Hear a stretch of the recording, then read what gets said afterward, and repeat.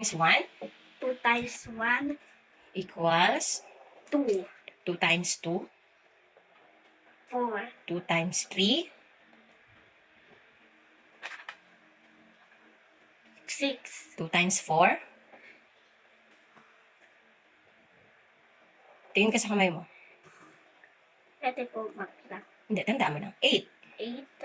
8. 2 times 5. 10. Okay, balik sa umpisa. 2 times 6. 6. 2 yan. Tapos dagdagan mo ng 1. 12. 12.